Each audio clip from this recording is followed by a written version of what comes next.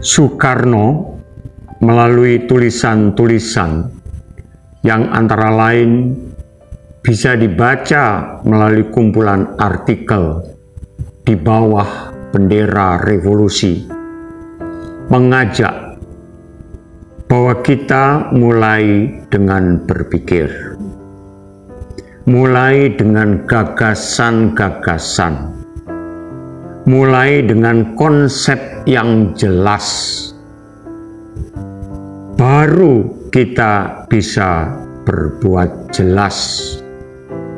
Bukan asal ngawur, asal berani, dan seperti yang kita lihat dalam kepemimpinan di berbagai daerah akhir-akhir ini, karena hanya akan menghasilkan kekacauan. Dijelaskan bahwa idealisme adalah gagasan yang telah diuji berulang-ulang, kemudian disistematisasikan dengan idealisme yang jelas. Apakah itu bidang politik ekonomi atau kebudayaan, kita akan berhadapan dengan sebuah peta kepribadian yang jelas. Kita bisa setuju atau menolaknya. Kita bisa memberikan kesempatan untuk dilaksanakan atau mengoreksi dan menyempurnakannya. Tetapi tanpa idealisme, kita seperti membuka sebuah peta buta. Semua serba tidak jelas, temaran, samar-samar. Tidak jelas mana pejuang dan mana petualang, mana yang idealis dan mana yang oportunis, mana yang bekerja untuk orang banyak dan mana yang bekerja untuk kelompok, bahkan untuk dirinya sendiri. Kerja dan kristalisasi keringat adalah ide besar Soekarno yang mungkin terus relevan sampai sekarang. Jangan katakan komitmenmu dengan pidato, tetapi tunjukkan dengan kerja. Inilah tuntutan salah seorang bapak bangsa ini. Wahai anak muda yang ingin menjadi politisi, bekerjalah. Jangan hanya belajar lobby dan kasak kusuk. Tidak pernah pergi ke konstituen, tetapi hanya sibuk setor muka pada pemimpin yang di atas. Bagi yang ingin menggeluti bidang ekonomi, bekerjalah. Jangan hanya jadi pemimpi yang berfungsi sebagai broker dan sekedar mengharapkan fee. Kalau Anda aktif dalam bidang kebudayaan, banggakan karya-karyamu, bukan sekedar latah, ikut-ikutan, sebab ketika idealisme hilang, maka bencana mulai datang. W.S. Rendra pernah menyuguhkan drama kepada kita tentang matinya idealisme. Pementasan mastodon dan burung kondor yang menimbulkan getaran di mana-mana. Ceritanya berkisar pada sebuah proses regenerasi yang pelaksanaannya dipaksakan oleh sekelompok mahasiswa yang merasa tidak puas terhadap pemerintahan yang sedang berjalan. Tindakan yang dianggap tidak sesuai ditentang oleh idealisme mahasiswa yang menggebu garang. Kebangkitan mahasiswa pada mulanya adalah angin segar yang meniupkan kebenaran dan keadilan di tengah-tengah kecamuknya kebatilan. Sambutan gegap gempita dari rakyat negeri menghantarkan kesuksesan para mahasiswa dalam menegakkan idealismenya. Sebagaimana dalam dongeng-dongeng bahwa kebenaran pasti menang melawan kebatilan. Namun apalah cur, setelah sang mahasiswa mencapai kemenangan serta menjadi tokoh-tokoh mapan dalam pemerintahan yang dibentuk sesuai dengan pergerakannya, sebuah tragedi muncul di permukaan negeri itu. Para mahasiswa yang memimpin gerakan-gerakan penegakan idealisme, kebenaran dan keadilan, setelah mapan justru tidak menjadikan ia seorang pemimpin. Sebaliknya, menjadikan ia sebagai seorang penguasa. Akibatnya, kekisruan melanda negeri tersebut. Penguasa baru adalah tirani dan kebatilan dalam wilayah yang baru, yang semestinya lebih kebal dari penguasa yang digulingkan.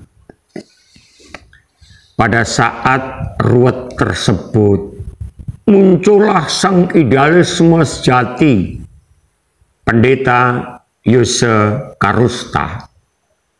Ia menggembar-gemborkan idealisme, namun suaranya bak air hujan jatuh di tengah samudera. Pada akhir cerita, digambarkan sang pendeta Yose Karusta, yang notabene adalah idealisme sejati, harus puas dengan meninggalkan negeri tersebut, entah dari negeri mana dan menuju ke negeri mana, sebab pementasan drama ini bercerita tentang negeri dalam khayal.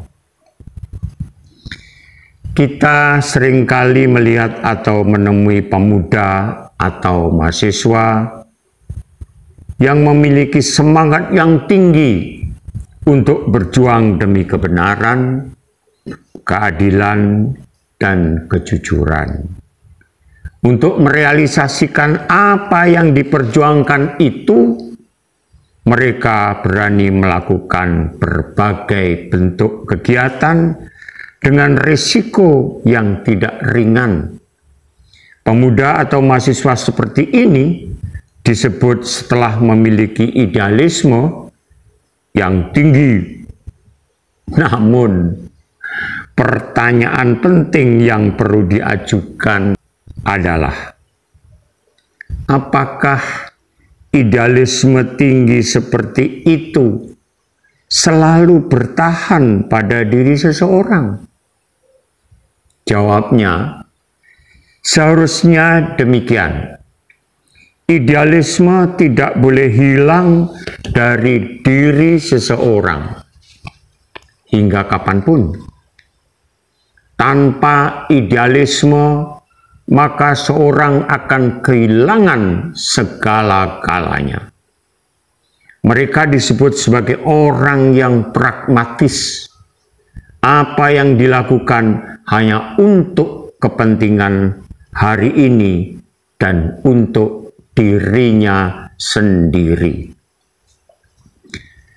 Orang-orang yang terperangkap pada kegiatan menyimpang seperti korupsi, kolusi, nepotisme, selalu mengambil jalan menerabas dan sejenisnya adalah disebut sebagai orang pragmatis. Apa yang dilakukan atau diperbuat bukan lagi bersifat menegakkan kebenaran, kejujuran, dan keadilan, tetapi justru bertolak belakang dari cita-cita mulia itu. Orang yang terjebak pada sifat pragmatis hanya mengejar sesuatu yang memiliki kebutuhan hari ini, berjangkauan rendah dan terbatas. Pada kenyataannya, banyak orang yang ternyata kemudian tampak kehilangan pandangannya yang ideal dan mulia itu. Mereka berubah dari idealis menjadi pragmatis. Sekalipun pada usia mudanya mereka membenci perilaku tidak jujur, koruptif, manipulatif, dan seterusnya. Tetapi dengan bertambahnya umur, pengaruh lingkungan, dan tuntutan kehidupan sehari-hari, ternyata idealismenya menjadi hilang. Orang yang mengalami perubahan kepribadian dimaksud ternyata jumlahnya lebih banyak dan berada pada berbagai level atau tempat. Kita dengan mudah menyaksikan orang yang dulu hidupnya memiliki idealisme yang tinggi, membenci korupsi, namun kemudian ternyata menjadi bagian dari apa yang sebelumnya dibenci itu. Oleh karena itu, ternyata idealisme bisa luntur, berkurang, dan bahkan juga hilang. Padahal orang yang telah kehilangan idealisme sebenarnya tidak layak menjadi pemimpin. Menurut Franz Magnus Suseno, ideologi tidak hanya berbicara mengenai ide atau gagasan, tetapi ada dimensi lain, yaitu internalisasi pada individu atau kelompok, sehingga ideologi tersebut menjadi ruh atau jiwa bagi mereka yang dalam melakukan aktivitas. Hal senada juga diungkapkan oleh Muhammad Ismail yang menyatakan bahwa ideologi terdiri atas ide dan aturan sebagai sebuah metode agar dapat diterapkan di dalam masyarakat. Ideologi merupakan bagian dari karakter sebuah bangsa, terlepas dari silang pendapat yang ada. Perlu rasanya dilihat dua ideologi besar dunia, yaitu kapitalis dan sosialis. Dua ideologi inilah yang kemudian menyebabkan etos kerja masyarakat Amerika dan Rusia menjadi sangat tinggi. Masing-masing bersaing satu sama lain.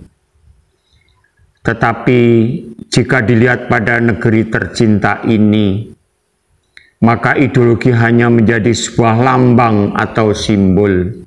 Permasalahan yang kerap menerpa bangsa ini adalah cerminan telah matinya ideologi dalam masing-masing individu, khususnya pada tingkatan pemerintah.